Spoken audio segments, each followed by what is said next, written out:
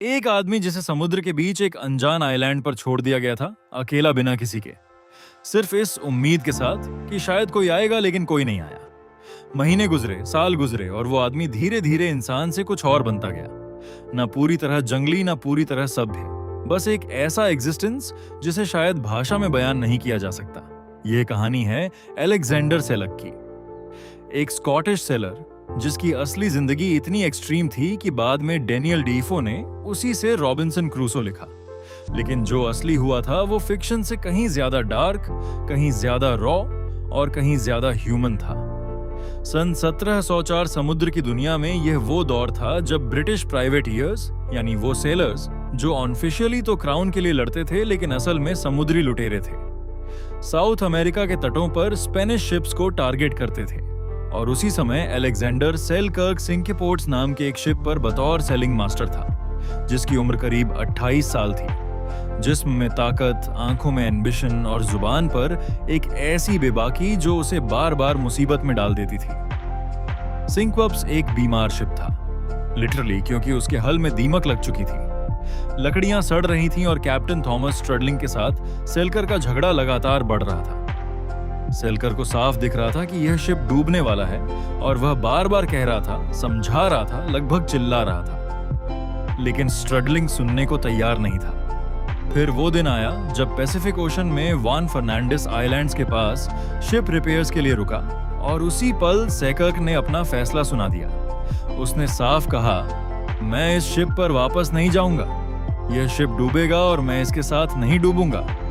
लेकिन captain Thomas स्ट्रडलिंग ने बिना एक पल सोचे जवाब दिया, ठीक है, यहीं रहो। और उसी फैसले के साथ सेलकर को मासटेरा आइलैंड पर उतार दिया गया। जहां वो शोर पर खड़ा था उसके पास सिर्फ एक मस्केट, थोड़ी सी गन पाउडर, एक बाइबल, कुछ टूल्स और उसके कपड़े थे। और जैसे जैसे शिप धीरे धीरे होराइजन में छोटा होता गया, वैसे वैसे उसकी आखिरी उम्मीद भी दूर होती गई और फिर वो पूरी तरह गायब हो गया। सेलकर ने उस पल जो फील किया होगा, उसे सिर्फ पैनिक कहना शायद काफी नहीं होगा। वह एक ऐसी फीलिंग थी जो पूरे शरीर में उतरती है, जब ब्रेन अचानक रियलाइज करता है कि अब कोई बैकअप नहीं है, कोई प्लान भी नहीं है, सिर्फ तुम हो और ये अनजान जमीन है। और उसी वक्त बॉडी में एड्रेनलिन का ऐसा सर्ज उठता है जो इंसान को या तो फ्रीज कर देता है या तुरंत एक्शन में धकेल देता है। सेलकर के साथ पहले वाला हुआ। वो बस खड़ा रहा, काफी देर तक बिना हिले, जैसे शरीर ने जवाब दे दिया हो। पहली रात उसकी जिंदगी की सबसे लंबी रात थी।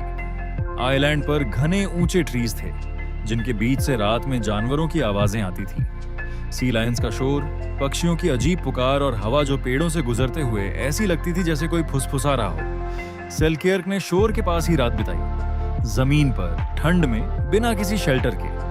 ठंडी हवा उसकी हड्डियों तक उतर रही थी। वॉन फर्नांडिस आइलैंड्स का मौसम डिसेप्टिवली काम लगता है। दिन में माइल्ड, लेकिन रात में चुभने वाली ठंड और कभी भी बिना वार्निंग के तूफान। उस पहली रात सेलकर के पास ना ब्लैंकेट था ना फायर, और जैसे ही डार्कनेस पूरी तरह छा गई, एक ऐसी साइलेंस उतर आई जो शायद उसने पहले कभी एक्सपीरियंस नहीं की थी। समुद्र पर हमेशा शोर होता है, वेव्स का, रिगिंग का, सेलर्स की आवाजों का, लेकिन यहाँ एक ऐसी खामोशी थी जो ब्रेन को अनकंफर्टेबल कर देती है। साइंस के अनुसार जब इंसान को एक्सटर्नल साउंड इनपुट नहीं मिलता तो ब्रेन खुद ही साउंड्स जनरेट करने लगता है।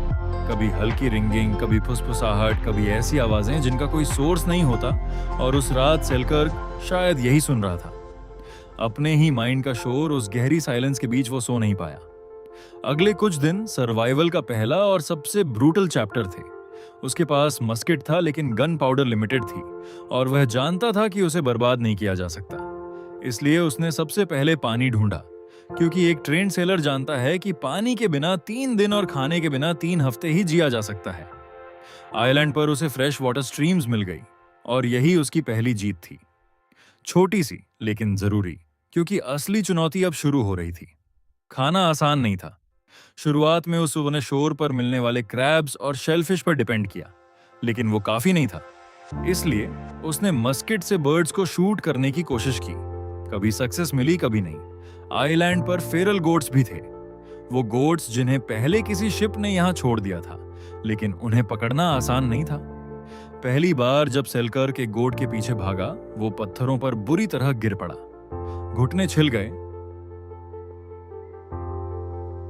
हाथ कट गया और गोट भाग गई। वो कुछ देर जमीन पर लेटा रहा, थका हुआ, भूखा और उस मोमेंट में पूरी तरह टूट चुका। स्टारवेशन बॉडी में एक अजीब प्रोसेस शुरू करता है। पहले कुछ दिनों तक स्टमक क्रैम्प्स और कमजोरी होती है, लेकिन फिर बॉडी एक तरह के इकोनॉमी मोड में चली जाती है।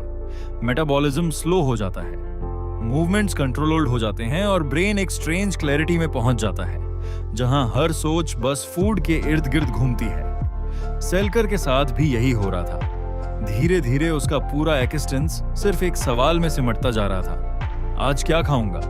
लेकिन असली खतरा अभी बाकी था, शेल्टर। आइलैंड के इंटीरियर में ट्रीज के बीच उसने एक जगह ढूंढी जहां 2 बड़े पेड़ों ने एक नेचुरल इंक्लोजर बना दिया था, और वहीं उसने ब्रांचेस और लीव्स से एक क्रूड हट तैयार की। ना कोई इंजीनियरिंग, ना कोई ब्लूप्रिंट, बस उसके हाथ और डेस्पिरेशन।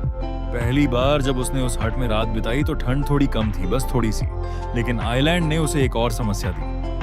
रैट्स रात होते ही वो उसके पास आने लगते, उसके कपड़े कुतरते और उसके स्टर्ड फूड को नुकसान पहुंचाते। तभी उसे पता चला कि आइलैंड पर फेरल कैट्स भी हैं। पुराने शिप से छोड़ी गई और उसने धीरे धीरे उन्हें फूड देकर टेम करना शुरू किया, जब तक कि कुछ हफ्तों में उसके पास एक छोटी सी आर्मी तैयार नहीं हो गई जो रैट्स को दूर रखती थी।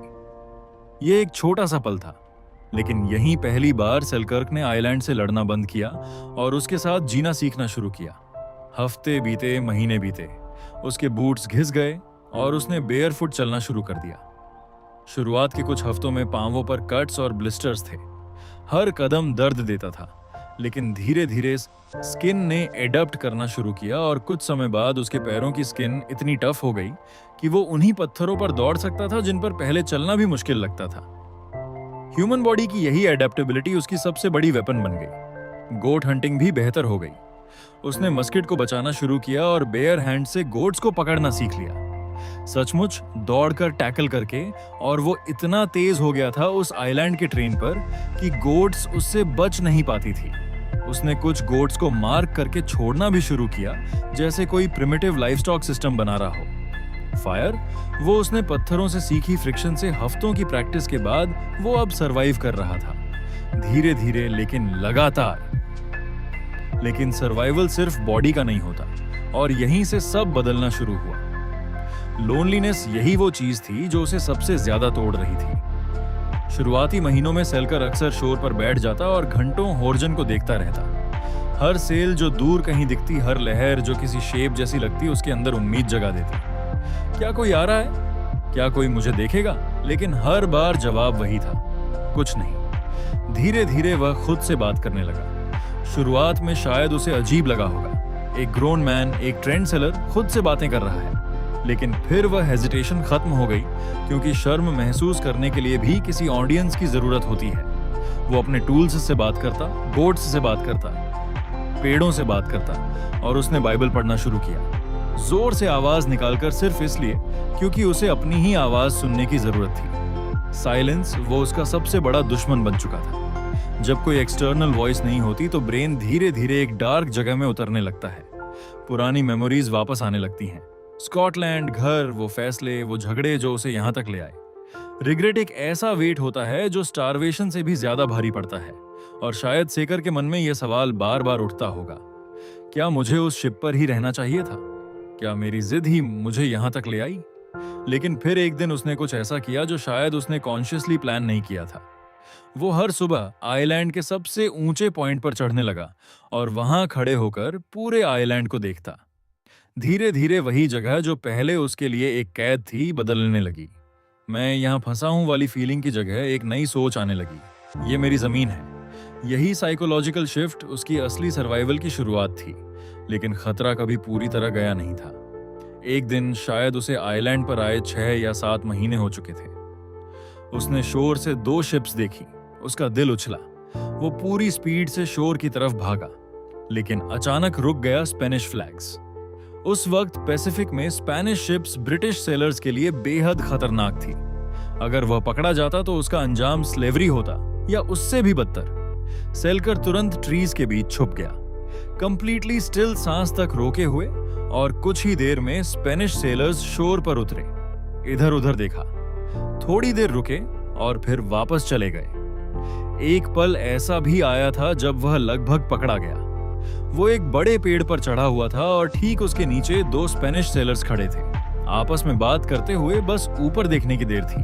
उस क्षण उसके शरीर में एड्रेनलिन इतना तेज दौड़ रहा था कि वो खुद को कांपने से रोक रहा था, क्योंकि एक हल्की सी आवाज, एक छोटी सी मूवमेंट और सब खत्म हो सकता था। वो बच गया, लेकिन उस दिन के बाद सेक ने कभी भी शोर के पास रात बिताने की गलती नहीं की। और फिर एक स्टॉर्म आया, ऐसा स्टॉर्म जैसा उसने पहले कभी नहीं देखा था। गुआन फर्नांडिस आइलैंड पैसिफिक के स्टॉर्म पैटर्न्स के बीच स्थित है, और जब यहाँ तूफान आता है तो वार्निंग कम और उसकी फ्यूरी कहीं ज्यादा होती है। उस रात हवा इतनी तेज थी कि पेड़ झुक रहे थे, उसकी हट की ब्रांचेस उड़ रही थी, और बारिश इतनी हैवी थी कि विजिबिलिटी लगभग 0 हो चुकी थी। ठंड ऐसी थी जो सिर्फ शरीर को नहीं, सीधे दिमाग को प्रभावित करती है। एक्सट्रीम वेदर जब बॉडी के कोर टेम्परेचर को गिराता है तो हाइपोथर्मिया का खतरा बढ़ता है, और ऐसे में ब्रेन के डिसीजन मेकिंग सेंटर्स सबसे पहले फेल होने लगते हैं। सेलकर्क उस रात पूरी तरह कंफ्यूज्ड था। कहां जाए, क्या करें? आखिरकार उसने एक बड़े पेड़ की जड़ों के बीच खुद को वेज कर लिया, अपने घुटनों को छाती से चिपकाया और बस इंतजार करता रहा। घंटों तक जब सुबह हुई, आइलैंड पूरी तरह बदल चुका था। उसकी हट लगभग खत्म हो चुकी थी, उसका स्टर्ड फूड खराब हो गया था, और अब उसे सब कुछ फिर से शुरू करना था। उस सुबह वो बहुत देर तक बैठा रहा, शायद रो रहा था, शायद नहीं, शायद उस पॉइंट पर आंसू भी खत्म हो चुके थे। लेकिन फिर वो उठा और उसने फिर से शुरू किया। इंसान की सबसे बड़ी स्ट्रेंथ शायद यह नहीं है कि वह कभी टूटता नहीं, बल्कि यह है कि वह टूटने के बाद भी उठ खड़ा होता है। सेलकर के अंदर एक ट्रांसफॉर्मेशन चल रही थी, धीमी, पेनफुल, लेकिन बिल्कुल रियल। वो सेलकर जो शिप पर था, इंपल्सिव, आर्ग्यूमेंटेटिव, हमेशा लड़ने को तैयार, वह धीरे धीरे पीछे छूट रहा था, और उसकी जगह एक ऐसा आदमी बन रहा था जो पेशेंस समझता था, जो ऑब्जर्व करता था, जो नेचर के रिदम्स को पढ़ना सीख चुका था। उसने आइलैंड के सीजन्स को मैप किया, यह जाना कि कौन से बेरी सेफ हैं और कौन सी प्लांट्स मेडिसिनल हैं। उसने फायर को इतना एफिशिएंट बना लिया कि कम वुड में भी पूरी रात निकल जाए। उसने गोट मिल्क पीना सीखा और उन कैट्स को जो अब उसके साथ रहती थी ट्रेन करना भी सीख लिया। अब वो आइलैंड से लड़ नहीं रहा था, वो उसका हिस्सा बन चुका था, लेकिन उसके अंदर एक खालीपन था, एक लॉन्गिंग जो कभी खत्म नहीं हुई। वो लॉन्गिंग किसी इंसान की आवाज के लिए थी, किसी की हंसी, किसी की गाली, कुछ भी, बस एक और इंसान। उसने पत्थरों पर अपना नाम लिखा था, अलेक्जेंडर सेलकर, जैसे खुद को याद दिलाने के लिए कि वह अब भी एग्जिस्ट करता है, कि वह अब भी कोई है। आइसोलेशन धीरे धीरे इंसान की आइडेंटिटी को मिटाने लगता है। यह एक डॉक्यूमेंटेड साइकोलॉजिकल रियलिटी है। रिसर्च बताती है कि कुछ ही हफ्तों में ब्रेन के सोशल प्रोसेसिंग एरियाज प्रभावित होने लगते हैं, और सेल्क 4 साल से ज्यादा समय तक इसी आइसोलेशन में था कि वो इतने समय बाद भी मेंटली इंटैक्ट रहा। यह अपने आप में एक मिरेकल था। शायद बाइबल थी, शायद रूटीन था, शायद वह गोट्स और कैट्स थी जिनसे वह बात करता था, या शायद उसके अंदर कुछ ऐसा था जो बुझने से इनकार करता रहा। और फिर एक दिन, 1 फरवरी 1709, वो अपनी रोज की तरह उसी ऊंची जगह पर खड़ा था जब उसने दूर समुद्र में 2 शिप्स देखी। उसका दिल, जो अब ऐसे पलों पर रिएक्ट करना लगभग भूल चुका था, एक बार फिर तेज धड़कने लगा। स्पेनिश या ब्रिटिश, वो बस देखता रहा। British flags. वो पहाड़ी से इतनी तेज भागा जितना शायद उसने अपनी पूरी जिंदगी में कभी नहीं भागा था। पत्थरों पर नंगे पांव, बिना रुके वो सीधे शोर तक पहुंचा, और वहां पहुंचते ही उसने आग जलाई, एक सिग्नल जो 4 साल से ज्यादा समय की खामोशी को तोड़ने वाला था। कुछ ही देर में एक स्मॉल बोट उसकी तरफ बढ़ी। जब उस बोट में बैठे सेलर्स ने उसे देखा तो उनके सामने एक जंगली सा दिखने वाला आदमी खड़ा था। गोट स्किन के कपड़े पहने, बाल उलझे हुए, चेहरा धूप और हवाओं से कड़ा हो चुका, लेकिन उसकी आंखों में एक ऐसी चमक थी जो शायद किसी सिविलाइज्ड आदमी में कम ही मिलती है। उन्होंने उसका नाम पूछा और उसने जवाब दिया। 4 साल से ज्यादा समय बाद किसी इंसान से बोले गए उसके पहले शब्द अलेक्जेंडर सेकर्क। उसकी आवाज थरथरा रही थी, शब्द अजीब लग रहे थे, जैसे किसी बंद कमरे का दरवाजा पहली बार खुला हो और उसकी आंखों में आंसू आ गए। कैप्टन वुड्स रजर्स ने बाद में लिखा कि आइलैंड से मिला वो आदमी किसी भी सेलर से ज्यादा फिट था, किसी भी नेविगेटर से ज्यादा अवेयर था और उसकी आंखों में एक ऐसी गहराई थी जो उन्होंने पहले कभी नहीं देखी थी। सेलक को वापस इंग्लैंड लाया गया, वो फेमस हो गया, उसकी कहानी न्यूज़पेपर्स में छपी, लोग उससे मिलने आए और डेनियल डिफो ने उसकी कहानी से इंस्पायर्ड होकर रॉबिन्सन क्रूसो लिखा। लेकिन वो कभी पूरी तरह वापस नहीं आ पाया। लोगों ने देखा कि वह भीड़ में अनकंफर्टेबल रहता था, खाने की टेबल पर बहुत कम खाता था, जैसे उसके शरीर को अब ज्यादा की आदत ही नहीं रही और वो अक्सर अपने घर की रूफ पर बैठा मिलता, अकेला दूर होराइजन की तरफ देखते हुए। आइलैंड अब भी उसके अंदर थी और शायद हमेशा रहेगी। 4 साल 4 महीने 12 दिन, एक अकेला इंसान, एक आइलैंड, कोई रेस्क्यू की गारंटी नहीं, कोई सर्टेनिटी नहीं, बस एक स्टबर्न विल टू लिव। और इसी में शायद इंसानी एक्जिस्टेंस का सबसे बड़ा सच छुपा है। हम अक्सर सोचते हैं कि हमारी लिमिट्स वहीं खत्म हो जाती हैं जहां पहली बार दर्द महसूस होता है,